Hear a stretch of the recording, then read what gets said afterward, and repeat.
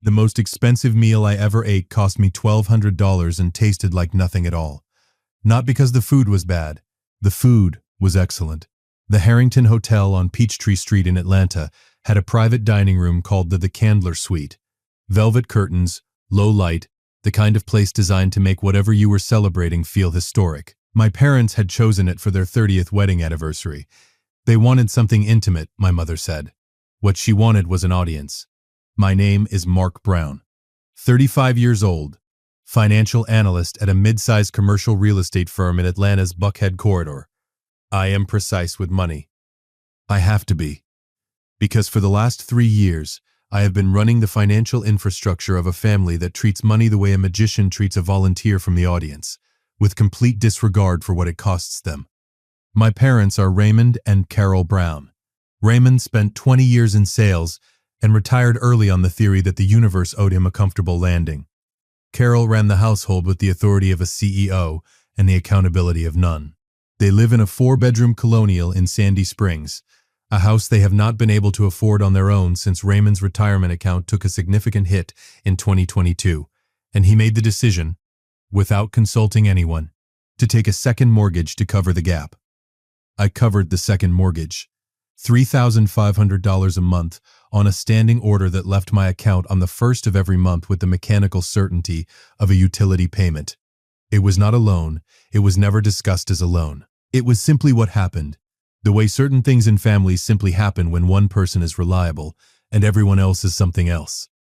My brother Kevin is 38. He runs a consulting company that has been perpetually 6 months away from profitability for 4 years. My mother describes him as visionary.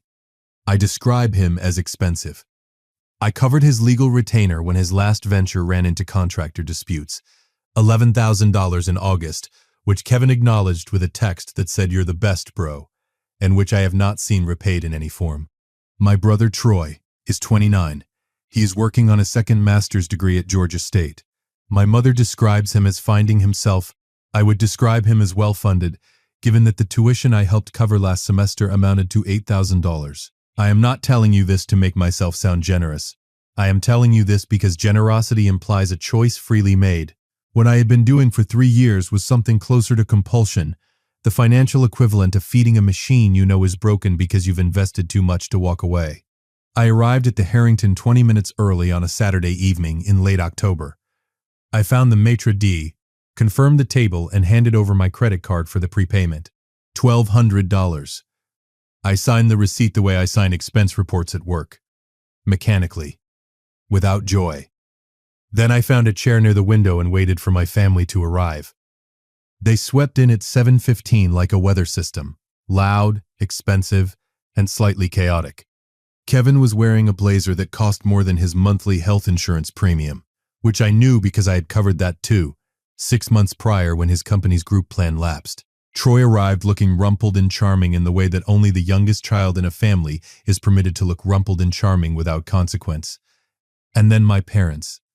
My mother did not walk into rooms. She held court in them. She kissed Kevin on both cheeks, adjusted Troy's collar like he was 12, and then, without making eye contact with me, handed me her coat. Check the wine list. Mark, Kevin deserves a good bottle after his week. He's close to closing something major.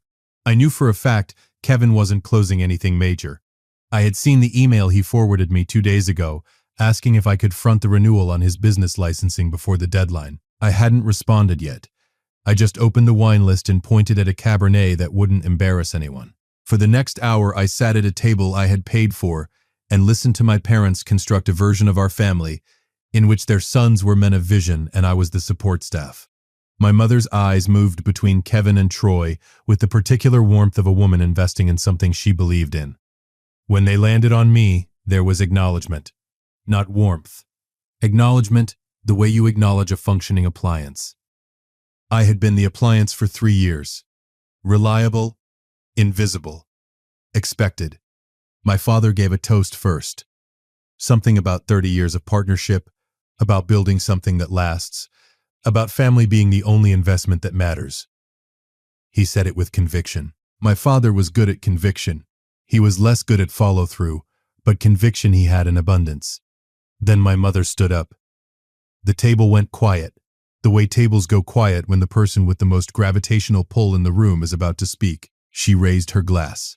Her diamonds caught the candlelight, the bracelet I had added to her insurance policy 2 years ago because she'd asked me to handle it, and I had. "To my boys," she said. Her voice had the particular tremor of a woman performing emotion for an audience.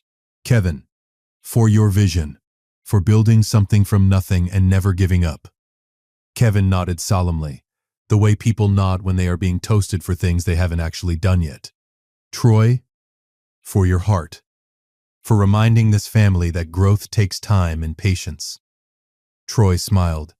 Then she turned to me. The warmth left her eyes. Not gradually. It switched off, the way a light switches off, and what replaced it was something I had spent 35 years cataloging without naming.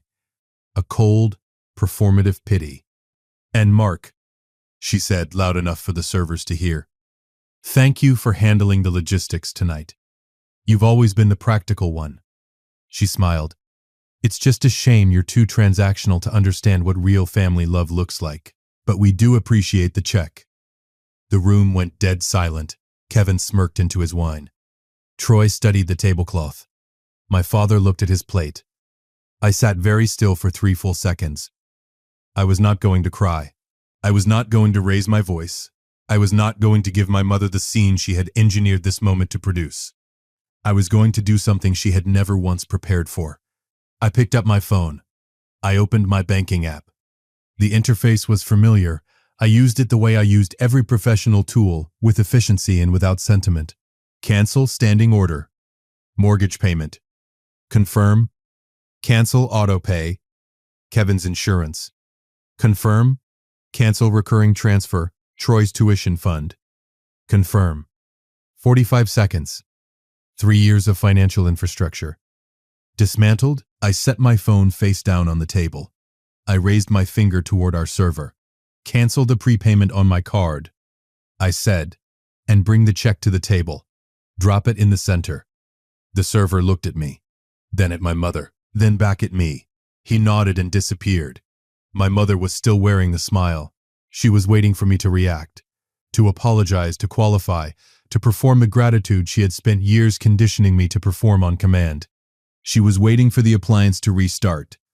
When the server returned and placed the leather check folder in the dead center of the white tablecloth, it sat there the way a statement sits, waiting to be answered. I picked it up, opened it, glanced at the total. $1,242. I took out the itemized receipt, folded it once, and set it in front of my mother. "Perfect," I said. I looked her directly in the eyes for the first time that evening. "Then don't ask me for any more money." I stood up, smoothed my jacket, picked up my car keys. I did not look back. I walked out of the Candler suite, down the carpeted corridor of the Harrington Hotel, and through the revolving door into the cool Atlanta night. I didn't know it yet, but what I would find 3 days later would make that dinner look like a minor disagreement. The drive home was 40 minutes on I-285. I made it in silence. No radio, no podcast. Just the sound of the interstate and the particular clarity that comes when you have finally stopped pretending something is okay. My hands were steady on the wheel. My mind was running the numbers with the involuntary precision of a man who cannot stop being an analyst even when he is in the middle of his own life. $38,000. That was my conservative estimate of what I had moved through my family's accounts over 3 years. The monthly mortgage, $3,500, 36 months, $126,000. Except I had started the payments in month 8 of Raymond's retirement, so the real number was closer to $110,000. Plus Kevin's legal retainer, $11,000. His insurance, $2,800 over 6 months. Troy's tuition, $8,000 last semester, $6,000 the semester before. The $22,000 my father had borrowed in 2022 to cover the margin call on a brokerage account he hadn't told my mother about. Money he had called a short-term loan, with the sincere conviction of a man who genuinely believed it. Money I had never seen again. I was not a generous brother. I was not a devoted son. I was a slot machine that had convinced itself it was a person, feeding coins into a game rigged against me, waiting for the lights to flash, waiting for them to finally see me. By the time I reached my apartment in Brookhaven, my phone had 17 notifications. My father, you humiliated your mother on the most important night of the year. I have never been more ashamed. Call us immediately and make this right. Kevin? Seriously, Mark. We can't cover that bill. You know that. Why are you doing this? It's their anniversary. Then a Facebook notification. My mother had posted a status update, vague enough to be deniable but pointed enough to draw blood. Sharp is the tooth of an ungrateful child. Prayers for a son who has let money change him into someone I no longer recognize. I read it twice, set the phone down on my kitchen counter. They weren't worried about me. They were worried about the bill and the narrative. I switched modes. The son who had spent 35 years waiting to be seen was done. The financial analyst was in charge now. I sat down at my kitchen table and opened my laptop. 3 days after the dinner, I was on a call with a friend named Brent, a real estate attorney who specialized in property transactions and had the particular useful quality of being someone I trusted to be honest rather than kind. I had asked him a direct question. Could someone legally transfer a property title without notifying a third party who was making mortgage payments on it? Brent was quiet for a moment. It depends on how the mortgage is structured. If the third party isn't on the mortgage note, just making voluntary payments, they have no legal claim to notice. Technically, yes. And if the new owners don't notify the bank, most mortgages have a due on sale clause, Brent said.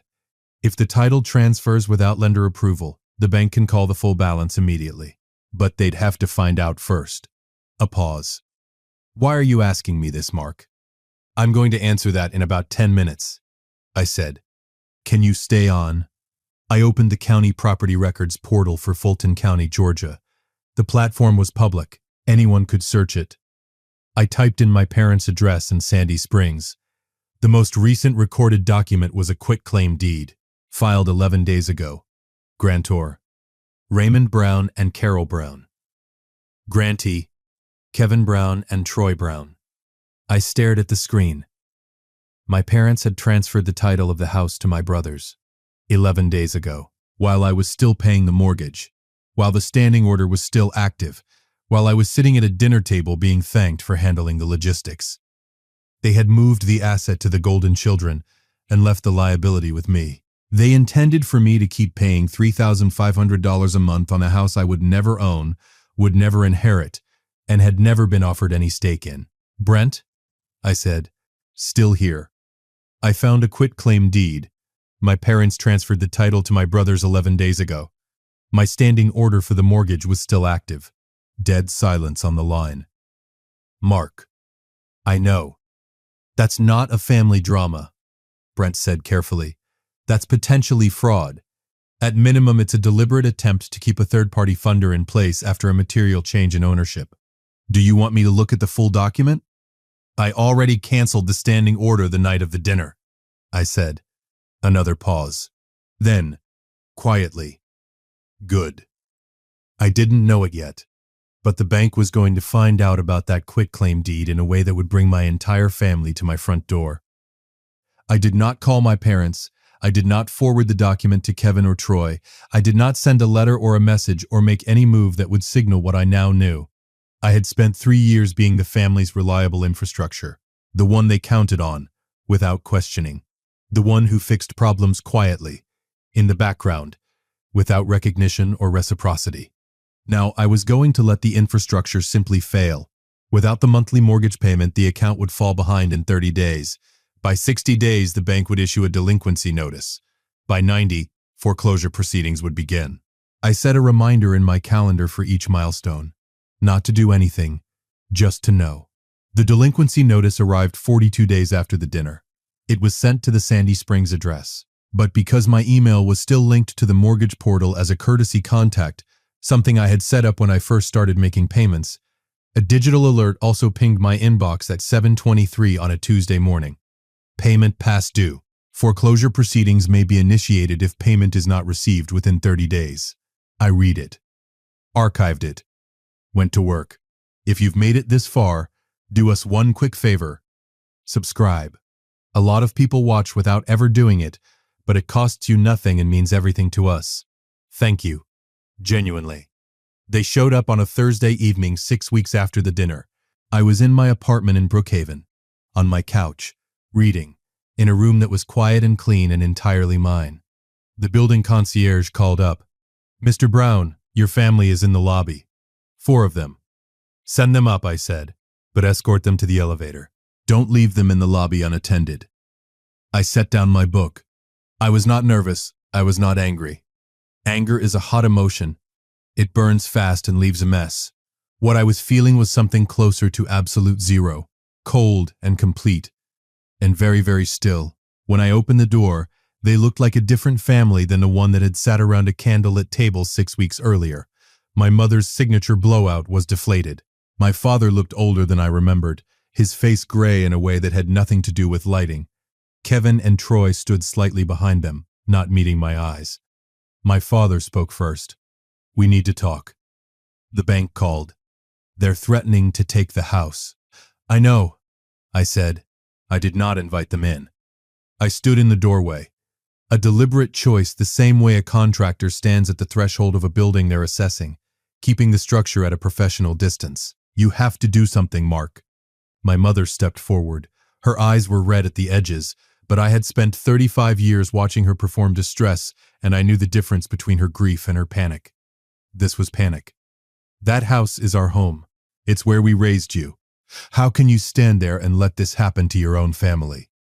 "You stopped paying," Kevin said from behind her, finding some borrowed courage now that his inheritance was in foreclosure proceedings. "You had an obligation. You can't just walk away from a commitment." I looked at Kevin. He was wearing a new watch.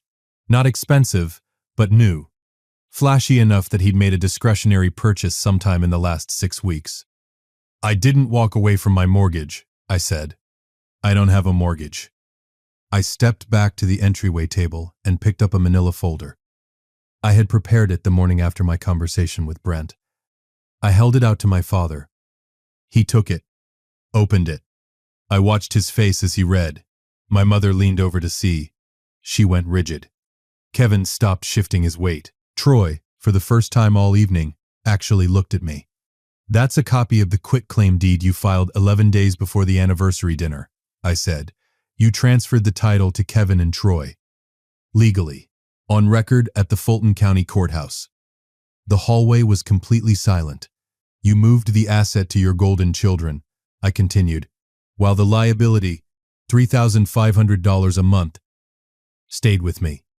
You intended for me to keep paying a mortgage on a house I would never own, never inherit, and had no legal interest in. Mark, listen." My father's voice had lost its conviction. It had been replaced by something smaller.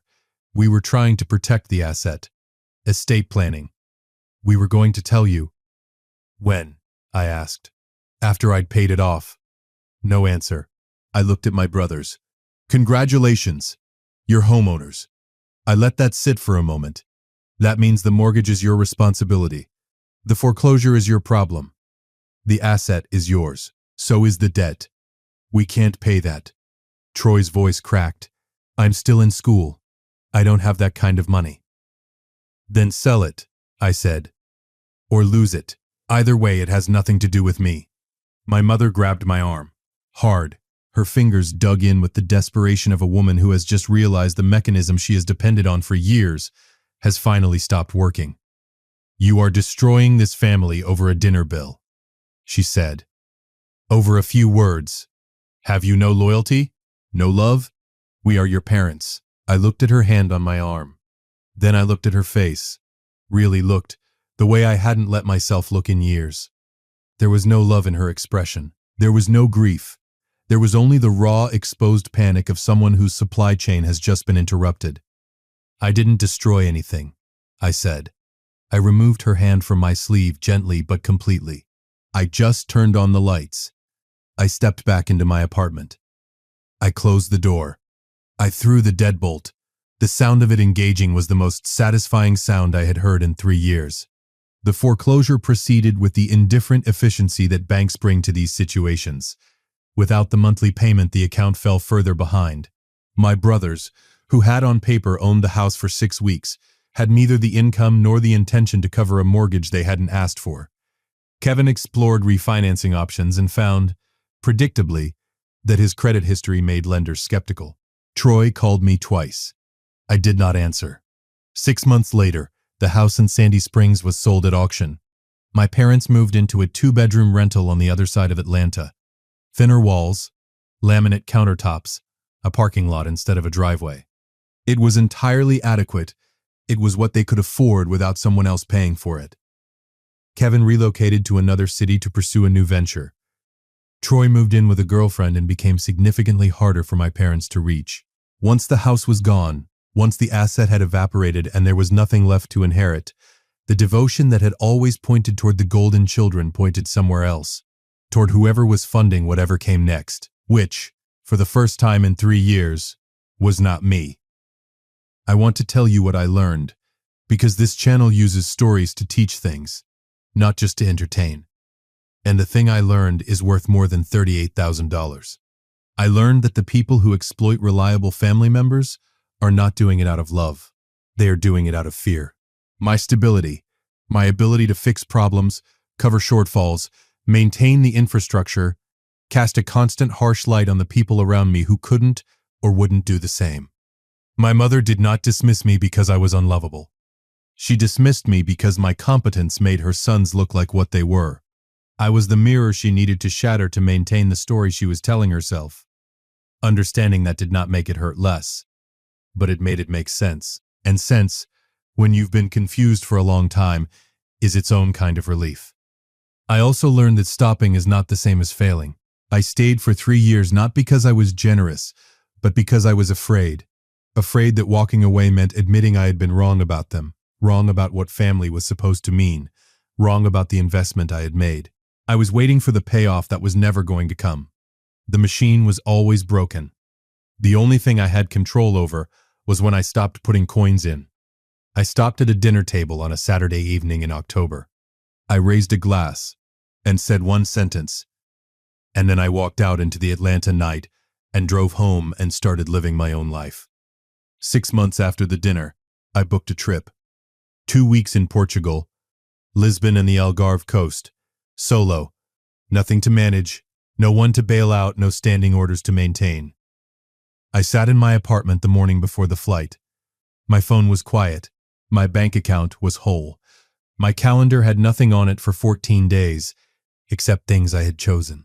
I thought about my mother calling me transactional, about the diamonds I had insured on her wrist, about the house that was now someone else's problem, about Kevin's watch and Troy's diploma that was still pending after 4 years of tuition payments. I did not feel bitter. Bitterness is just love that has nowhere to go. I was done sending it to that address. I closed my laptop, picked up my bag. The door of my apartment closed behind me with a soft, certain click. I was not invisible anymore. I was not the appliance. I was not the safety net or the standing order or the logistics coordinator for a family that had mistaken my reliability for inexhaustibility. I was Mark Brown, and I was, finally, the one person in this story who was free. If you liked this story, join our community by hitting that like button and subscribing for more family-centered accounts like this.